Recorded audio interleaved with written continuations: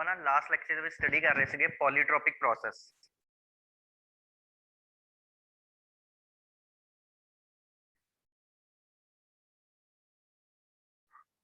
ਠੀਕ ਹੈ, ਇਹਦੇ ਵਿੱਚ ਆਪਾਂ ਦੇਖਿਆ ਸੀਗਾ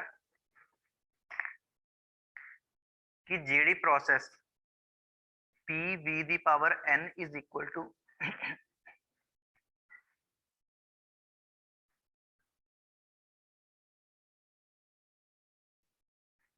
ਜਿਹੜੀ ਪ੍ਰੋਸੈਸ PV ਦੀ power n is equal to constant ਇਸ ਰਿਲੇਸ਼ਨ ਨੂੰ ਫੋਲੋ ਕਰਦੀ ਹੈ ਉਹਨੂੰ ਆਪਾਂ ਕਹਿੰਦੇ ਪੋਲੀਟ੍ਰੋਪਿਕ ਪ੍ਰੋਸੈਸ। ਫਿਰ ਇਹਦੇ ਵਾਸਤੇ ਆਪਾਂ ਵਰਕ ਡਨ ਦਾ ਫਾਰਮੂਲਾ ਡਰਾਈਵ ਕੀਤਾ ਸੀਗਾ।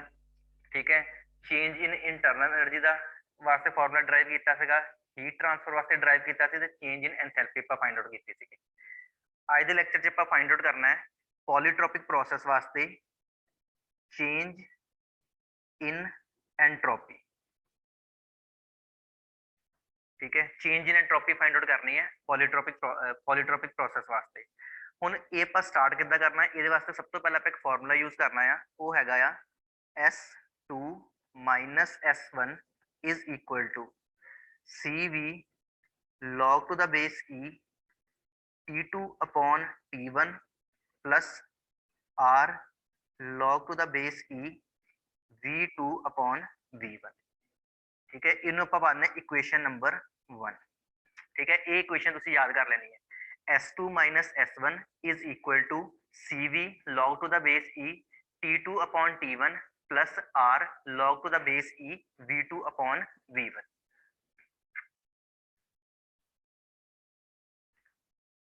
नेक्स्ट ਆਪਾਂ ਕੀ करना है,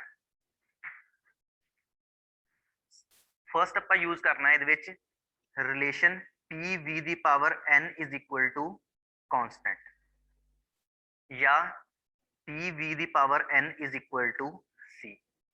इस इक्वेशन ਨੂੰ ਆਪਾਂ ਇਦਾਂ ਵੀ ਲਿਖ ਸਕਦੇ ਹਾਂ P1 V1 ਦੀ power n is equal to P2 V2 ਦੀ power n is equal to PV ਦੀ power n is equal to C।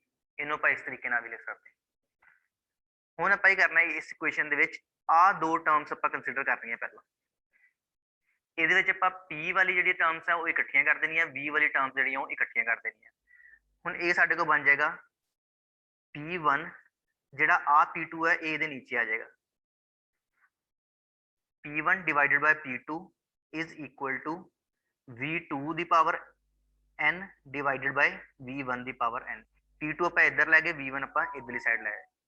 ਠੀਕ ਹੈ, नेक्स्ट P1 बटा P2 is equal to V2 divided by V1 इस सारे the power n।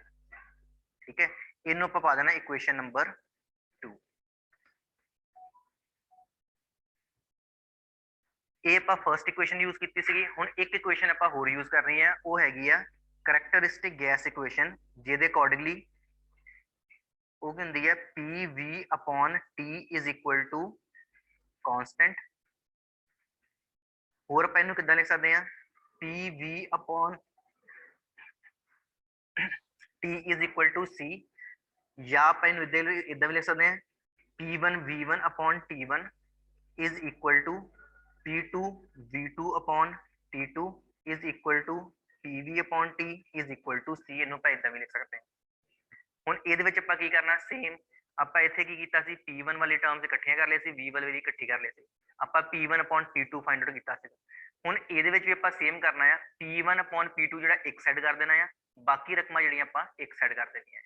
ਠੀਕ ਹੈ, ਇਹ ਬਣ ਜਾਏਗਾ P1 upon P2 is equal to V2 upon V1 into T1 upon T2। ठीक है, ये सारे विचों दी आपां ये जिहड़ी इक्वेशन हैगी आ, इस इक्वेशन दे विचों आपां P वाली टर्म्स जिहड़ियां वो इकट्ठियां कर लिया लैफ्ट साइड दे उपर, बाकी जो टर्म्स बचियां सीगियां वो सारियां आपां राइट साइड दे उपर लै गए। ठीक है, इन्नों आपां पा देना इक्वेशन नंबर 2। हुण देखो आपां की करना है, हुण ये भी P1 upon P2 है, ये भी P1 upon P2 है। हुण आपां की करना जिहड़ी आ वाली वैल्यू हैगी ना P1 upon P2 किहदे बराबर है V2 बटा V1 ओदी पावर n दे। हुण इस इक्वेशन जिहड़ी है ना इनू आपां इहदी जगह सबस्टिट्यूट कर देना है। ठीक है, जिथे आ लिखा ना P1 बटा P2 किहदे बराबर है इस टर्म दे बराबर है, ਇਹਨੂੰ ਆਪਾਂ ਹੁਣ ਇੱਥੇ ਸਬਸਟੀਟਿਊਟ ਕਰ ਦੇਣਾ ਹੈ। ਠੀਕ ਹੈ, ਹੁਣ ਸਾਡੇ ਕੋਲ ਬਚੇਗਾ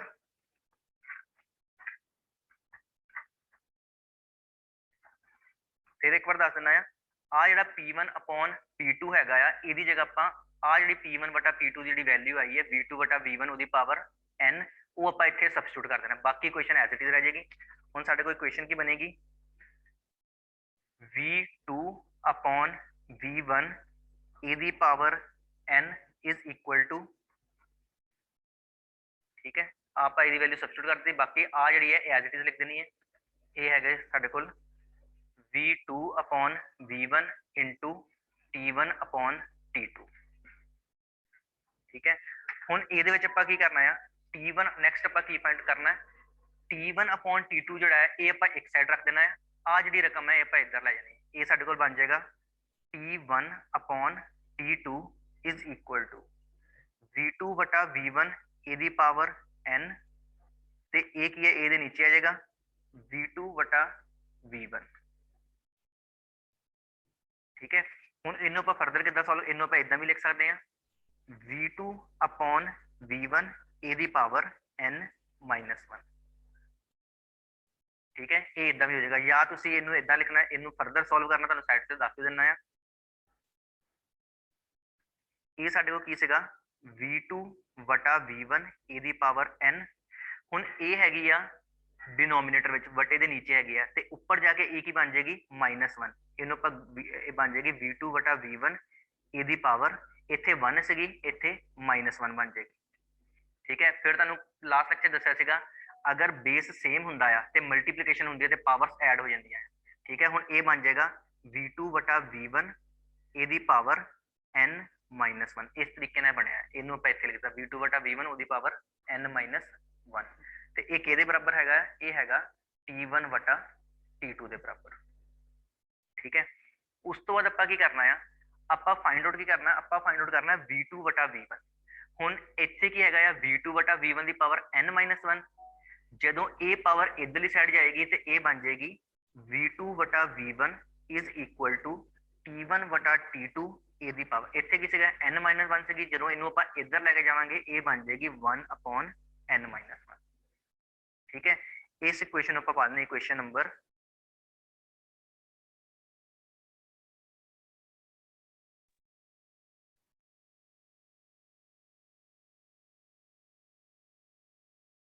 ਹੁਣ ਆ ਸਾਡੀ ਸੀਗੀ ਜਨਰਲ ਇਕੁਏਸ਼ਨ, ਠੀਕ ਹੈ। ਆਵਲ ਜਿਹਨੂੰ ਆਪਾਂ ਇਕੁਏਸ਼ਨ ਨੰਬਰ 1 ਪਾਇਆ ਸੀ S2 S1 is equal to CV log to the base E T2 ਵਟਾ T1 plus R log to the base E V2 ਵਟਾ V1। ਹੁਣ ਇੱਥੇ ਜਿਹੜਾ ਆ V2 ਵਟਾ V1 ਹੈਗਾ ਨਾ, ਆ ਵਾਲਾ V2 ਵਟਾ V1 ਇਹਦੀ ਜਗ੍ਹਾ ਆਪਾਂ ਆ ਵਾਲੀ ਵੈਲਿਊ ਸਬਸਟੀਟਿਊਟ ਕਰ ਦੇਣੀ ਹੈ। ਹੁਣ ਆਪਾਂ ਕਿਉਂ ਕੀਤਾ ਇਹਦੀ ਵੈਲਿਊ ਸਬਸਟੀਟਿਊਟ ਕੀਤੀ, ਕਿਉਂਕਿ ਤਾਂ ਕਿ ਦੋਨੋਂ ਜਿਹੜੀ ਹੈ ਇਸ ਟੈਂਪਰੇਚਰ ਦੀ ਟਰਮਸ T ਦੀ ਟਰਮਸ ਵਿੱਚ ਆ ਜਾਏ। ਇਹ T ਵਟਾ T2 ਵਟਾ T1 ਹੈ, ਇਹ ਹੈਗਾ V2 ਵਟਾ V1, ਇਹ ਟੈਂਪਰੇਚਰ ਦੀ ਟਰਮਸ ਹੈਗੀਆਂ, ਇਹ ਵੋਲਿਊਮ ਦੀ ਟਰਮਸ ਹੈਗੀਆਂ। ਆਪਾਂ ਹੀ ਕਰਨਾ ਇਹ V2 ਵਟਾ V1 ਨੂੰ ਵੀ T2 ਵਟਾ T1 ਦੀ ਟਰਮਸ ਵਿੱਚ ਲੈ ਕੇ ਆਉਣਾ ਹੈ, ਇਸ ਕਰਕੇ ਆਪਾਂ ਆ ਦੋ ਚੀਜ਼ਾਂ ਕੀਤੀਆਂ, ਠੀਕ ਹੈ। ਇੱਥੇ ਆ ਜਾਏਗਾ ਨੈਕਸਟ ਆ ਜਾਏਗਾ ਸਾਡੇ ਕੋਲ, ਹੁਣ ਆਪਾਂ ਇੱਥੇ ਵੈਲਿਊ ਸਬਸਟੀਟਿਊਟ ਕਰ ਦਿੰਦੇ ਹਾਂ।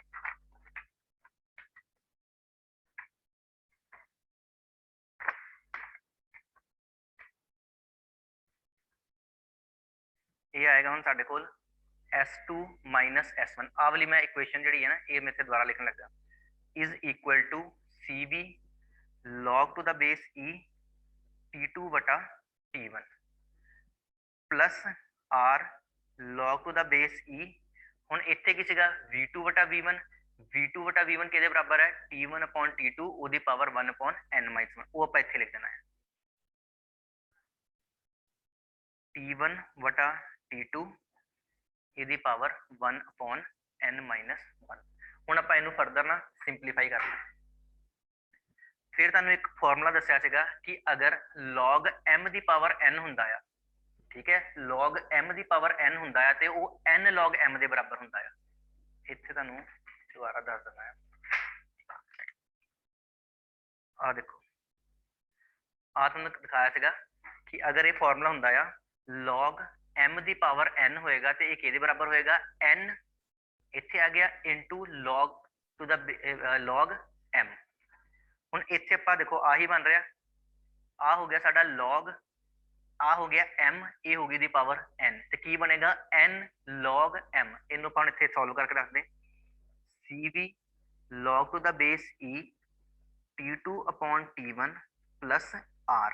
ਇਹ ਕੀ ਸੀਗਾ log m ਦੀ ਪਾਵਰ n ਤੇ ਇਹ ਕੀ ਹੈਗਾ n ਕੀ ਹੈਗਾ 1 upon n minus 1। ਇਹ n log to the base E m ਕੀ ਹੈਗਾ m ਹੈਗਾ T2 upon T1 T1 upon T2।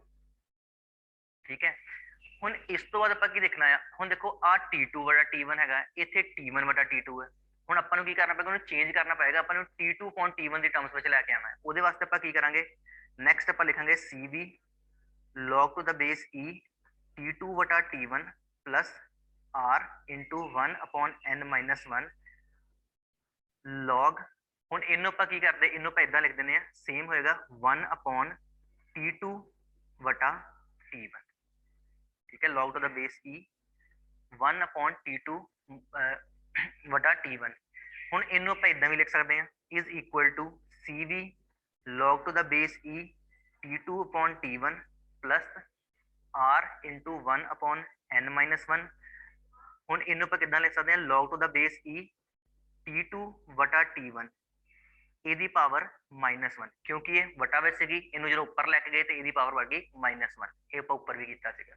ਫਿਰ ਇਹਨੂੰ ਫਰਦਰ ਸੋਲਵ ਕਰਾਂਗੇ। ਹੁਣ ਦੇਖੋ ਫਿਰ ਉਹੀ ਚੀਜ਼ ਬਣ ਗਈ ਹੈ, log m ਦੀ ਪਾਵਰ n ਤੇ ਇਹ ਕੀ ਬਣੇਗਾ n into log m। ਤੇ ਇਹਨੂੰ ਆਪਾਂ ਫਰਦਰ ਸੋਲਵ ਕਰਾਂਗੇ, log to the base E T2 ਵਟਾ T1 plus R ਵਟਾ n minus 1। ਹੁਣ ਕੀ ਹੋਏਗਾ, n ਕੀ ਹੋ ਗਿਆ -1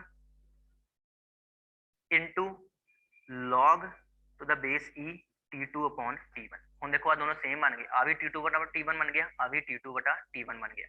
ਹੁਣ ਇਹ -1 ਨੂੰ ਜਦੋਂ ਆਪਾਂ ਇਸ ਇਕੁਏਸ਼ਨ ਨਾਲ ਮਲਟੀਪਲਾਈ ਕਰਾਂਗੇ ਤੇ ਇਹ ਪਲੱਸ ਦੀ ਜਗ੍ਹਾ ਇਹ ਮਾਈਨਸ ਦਾ ਸਾਈਨ ਹੋ ਜਾਏਗਾ, ਤੇ ਇਹ ਇਕੁਏਸ਼ਨ ਫਰਦਰ ਬਣ ਜਾਏਗੀ CV log to the base E T2 ਵਟਾ T1।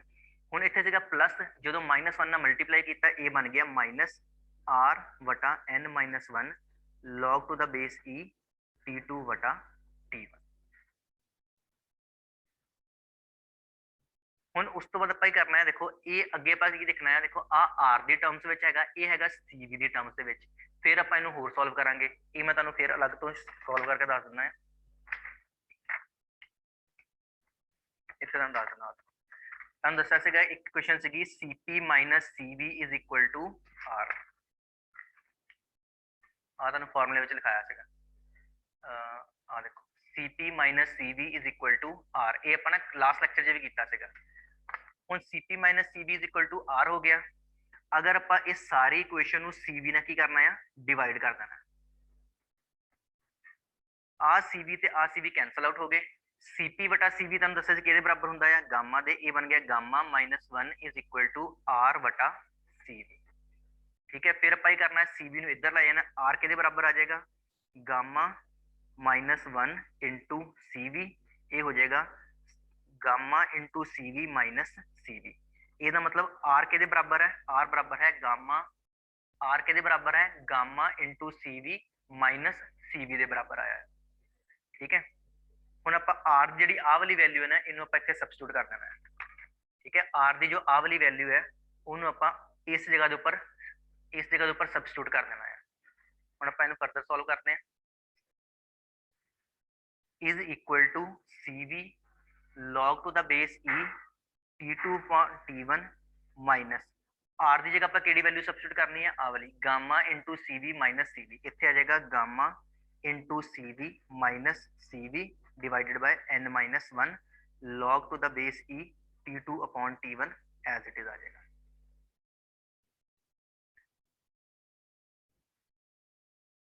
ਹੁਣ ਇਹਦੇ ਵਿੱਚ ਦੇਖਣਾ ਆਪਾਂ ਕਾਮਨ ਕੀ ਹੈਗਾ ਆ, ਇਹਦੇ ਵਿੱਚ ਕਾਮਨ ਕੀ ਹੈ, ਦੇਖੋ log, ਇਹਦੇ ਵਿੱਚ ਕਾਮਨ ਦੇਖਣਾ ਕੀ ਹੈਗਾ, ਦੇਖੋ log to the base E T2 ਵਟਾ T1 ਕਾਮਨ ਹੈਗਾ ਆ, ਇਹਦੇ ਵਿੱਚ ਵੀ CV ਹੈ, ਇਹਦੇ ਵਿੱਚ ਵੀ CV ਹੈ, ਇਹਦੇ ਵਿੱਚ ਵੀ CV ਹੈ, ਮਤਲਬ ਇਹ ਸਾਰੀਆਂ ਚੀਜ਼ਾਂ ਕਾਮਨ ਹੈਗੇ log to the base E T2 ਵਟਾ T1 ਇਹਦੇ ਵਿੱਚ ਵੀ ਹੈ।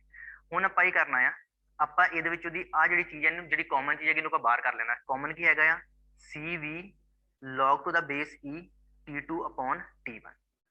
ਅੰਦਰ ਸਾਡੇ ਕੋਲ ਕੀ ਬਚੇਗਾ 1, ਮਾਈਨਰ ਨਿਸ਼ਾਨ ਐਜ਼ ਇਟ ਇਜ਼ ਆ ਜਾਏਗਾ।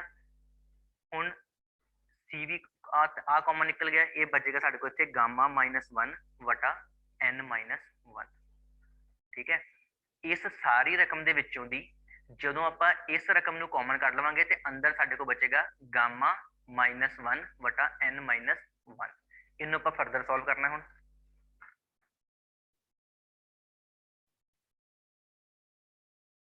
Is equal to find out की कर रहे हैं S2 minus S1 find out कर रहे हैं change in entropy CV log to the base E T2 वटा T1 ठीक है।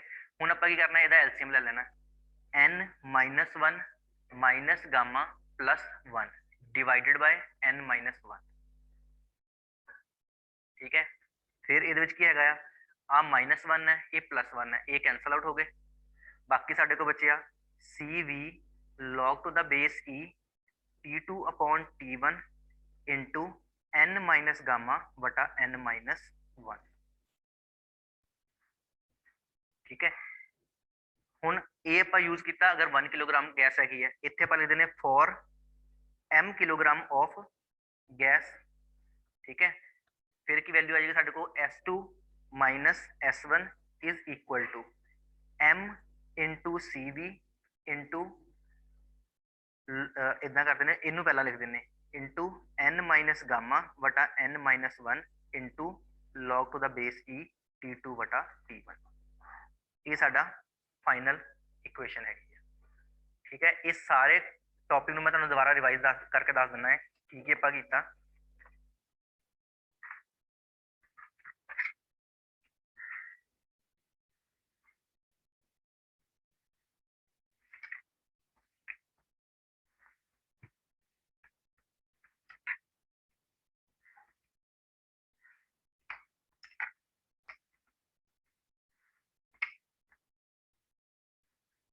सब तो पहला आप तुहानू दस्सिया कि ये फॉर्मूला याद कर लेना चेंज इन एंट्रोपी का S2 minus S1 is equal to CV log to the base E T2 वटा T1 plus R log to the base E V2 वटा V1। ਹੁਣ ਇਹਦੇ ਵਿੱਚ ਪ੍ਰੋਬਲਮ ਕੀ ਸੀਗੀ ਇਹ ਜੋ ਹੈਗਾ T2 ਵਟਾ T1 ਹੈਗਾ ਇਹ ਹੈਗਾ V2 ਵਟਾ V1। ਹੁਣ ਆਪਾਂ ਕੀ ਕਰਨਾ ਆ V2 ਵਟਾ V1 ਜਿਹੜਾ ਹੈਗਾ ਇਹਨੂੰ ਆਪਾਂ T2 ਵਟਾ T1 ਦੇ ਟਰਮਸ ਵਿੱਚ ਕਨਵਰਟ ਕਰਨਾ ਆ। ਹੁਣ ਇਹਨੂੰ ਕਨਵਰਟ ਕਰਨ ਵਾਸਤੇ ਆਪਾਂ ਦੋ ਫਾਰਮੂਲੇ ਯੂਜ਼ ਕਰਾਂਗੇ। ਪਹਿਲਾ ਫਾਰਮੂਲਾ ਯੂਜ਼ ਕਰਾਂਗੇ ਉਹ ਹੈਗਾ PV ਦੀ power n is equal to constant.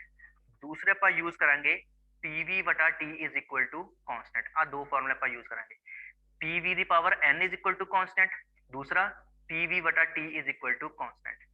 ਜਿਹੜਾ PV ਦੀ power n is equal to constant है ਇਹ ਪੋਲੀਟ੍ਰੋਪਿਕ ਪ੍ਰੋਸੈਸ ਦੀ ਇਕੁਏਸ਼ਨ ਹੈ ਤੇ ਜਿਹੜੀ PV ਵਟਾ T ਇਜ ਇਕੁਅਲ ਟੂ ਕਾਂਸटेंट ਹੈ ਇਹ ਕਰੈਕਟਰਿਸਟਿਕ ਗੈਸ ਇਕੁਏਸ਼ਨ ਹੈਗੀ ਹੈ। ਆਪਾਂ ਇਹ ਦੋ ਯੂਜ਼ ਕਰਾਂਗੇ ਠੀਕ ਹੈ। ਫਿਰ ਇੱਥੇ ਆਪਾਂ ਕੀ ਸਬਸਟੀਟਿਊਟ ਕਰ ਦੇਣਾ P1 V1 ਦੀ power n is equal to P2 V2 ਦੀ ਪਾਵਰ n ठीक है। फिर इत्ते ਆਪਾਂ ਕੀ ਕੀਤਾ ਆਪਾਂ P1 ਵਟਾ P2 ਨੂੰ ਅਲੱਗ ਕੀਤਾ ਤੇ ਜਿਹੜੀ ਬਾਕੀ ਟਰਮ ਸੀ ਉਹਨੂੰ ਅਲੱਗ ਕੀਤਾ। ਸੇਮ ਆਪਾਂ ਇਸ ਇਕੁਏਸ਼ਨ ਵਿੱਚ ਵੀ ਇਹੀ ਕਰਨਾ ਹੈ P1 V1 ਵਟਾ T1 is equal to P2 V2 ਵਟਾ T2। ਇਹਦੇ ਵਿੱਚ ਆਪਾਂ ਸੇਮ ਕੀਤਾ P1 ਵਟਾ P2 ਨੂੰ ਅਲੱਗ ਕੀਤਾ ਬਾਕੀ ਸਾਰੀ ਰਕਮ ਜਿਹੜੀ ਉਹਨੂੰ ਆਪਾਂ ਅਲੱਗ ਕਰ ਦਿੱਤਾ।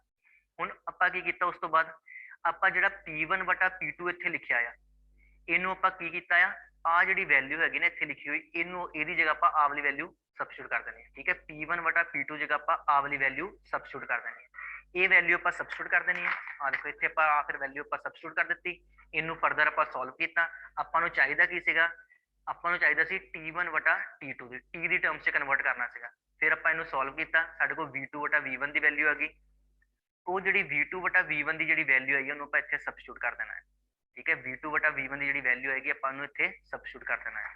फिर जदों आपां सबस्टिट्यूट कर देना है फिर फर्दर ਆਪਾਂ ਇਹਨੂੰ ਕੀ ਕਰਨਾ S2 माइनस S1 ਆ ਇਕੁਏਸ਼ਨ ਲਿਖੀ ਪਹਿਲਾਂ ਠੀਕ ਹੈ। ਇਸ ਇਕੁਏਸ਼ਨ ਵਿੱਚ ਆ ਵੈਲਿਊ ਕਰ ਦਿੱਤੀ ਇੱਥੇ V2 ਵਟਾ V1 ਸੀਗਾ ਇੱਥੇ ਆਪਾਂ ਆ ਵਾਲੀ ਜਿਹੜੀ ਵੈਲਿਊ ਹੈ ਇਹ ਆਪਾਂ ਇੱਥੇ ਸਬਸਟੀਟਿਊਟ ਕੀਤੀ ਹੈ ਠੀਕ ਹੈ। ਪਹਿਲਾਂ ਇੱਥੇ V2 ਵਟਾ V1 ਸੀਗਾ ਆਪਾਂ ਇਹ ਕੀਤਾ V2 ਵਟਾ V1 ਜਗ੍ਹਾ ਆ ਵਾਲੀ ਵੈਲਿਊ ਜਿਹੜੀ ਹੈ ਉਹ ਆਪਾਂ ਇੱਥੇ ਸਬਸਟੀਟਿਊਟ ਕਰ ਦਿੱਤੀ। ਫਿਰ ਆਪਾਂ ਇਹਨੂੰ ਸੋਲਵ ਕਰਨਾ ਸਿੰਪਲ ਮੈਥਮੈਟੀਕਲ ਫਾਰਮੂਲੇ ਦੇ ਨਾਲ ਠੀਕ ਹੈ। ਉਸ ਤੋਂ ਬਾਅਦ ਲਾਸਟ ਸਾਨੂੰ ਜਿਹੜੀ ਵੈਲਿਊ ਮਿਲੇਗੀ ਉਹ ਆ ਵਾਲੀ ਵੈਲਿਊ ਮਿਲੇਗੀ ਸੋਲਵ ਕਰਨ ਤੋਂ ਬਾਅਦ। बेसिक ਜਿਹੜੇ ਇਹਦੇ ਵਿੱਚ ਸਟੈਪ ਹੈ ਨਾ ਤੁਸੀਂ ਯਾਦ ਕਰਨੇ ਇੱਕ ਤਾਂ ਆਹ ਵਾਲਾ ਸਟੈਪ ਇਹਨੂੰ ਯਾਦ ਕਰ ਲੈਣਾ ਹੈ ਠੀਕ ਹੈ। ਆ ਇਕੁਏਸ਼ਨ ਯਾਦ ਕਰ ਲੈਣੀ ਹੈ।